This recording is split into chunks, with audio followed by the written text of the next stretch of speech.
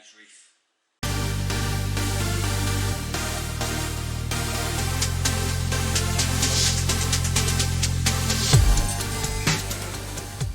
Okay, people who have watched previous videos would know that this used to be a koi pond. Well, it's no longer a koi pond, as you can see. I've turned it into a swimming pool. Now, the reason for doing that is because I want to set up a saltwater reef tank. So, just basically, I'll show you what I did here, and then I'll quickly talk about setting up a reef tank. So, as you can see, this has had a little change to it.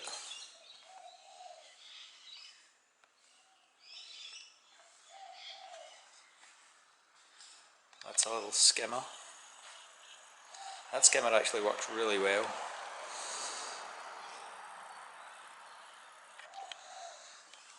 And there is the waterfall, and unfortunately that little LED strip is coming off.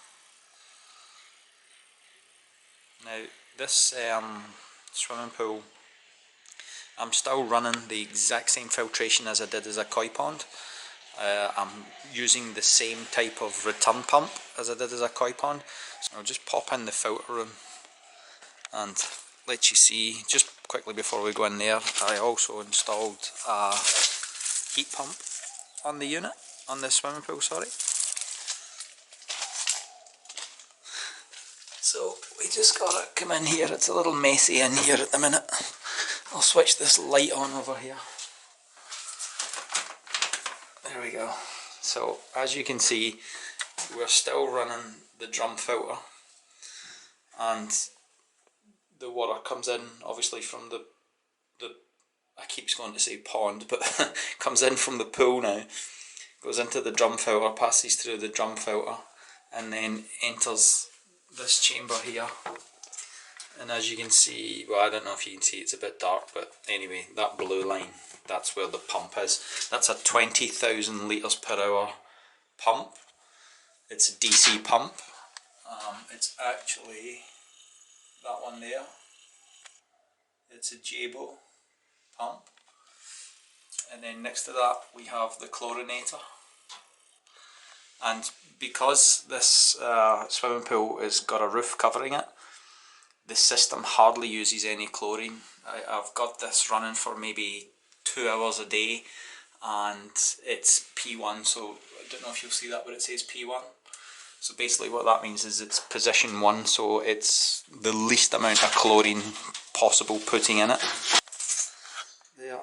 So basically it comes out the blue pipe, goes into the three-way valve. Most of the flow goes through the chlorinator, and then returns back into the pool. So some of it will split off and go through there into the heat pump, back out of the heat pump here, and rejoin there, and then just back into the swimming pool. Sometimes if the chlorine gets too high, a way for me to gas it off is just to use the original air pump that runs the bottom drain air dome. So that's a really good way to gas it off. Also, this is a mineral pool, so it's got Ferrolux minerals in it. So when you're in there, it's really nice. It leaves your skin quite soft and smooth. So yeah, just a little overview of what was going on. Now, as I said, I got out of the koi hobby because to be honest, I was getting bored with it. I'd ran it for maybe 10 years.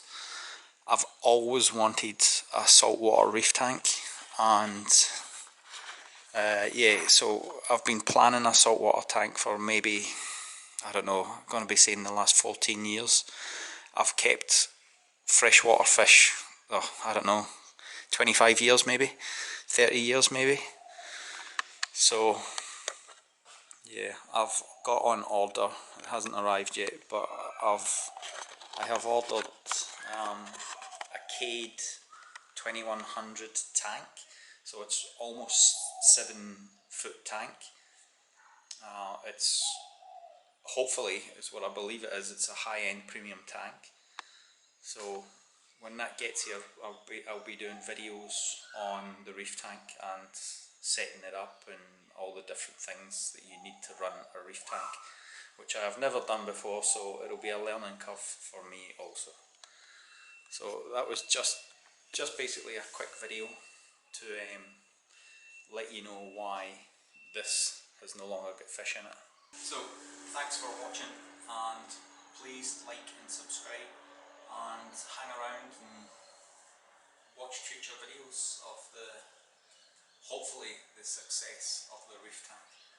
But I will be showing it all, so whether it's a disaster or a success, I'm going to show it all.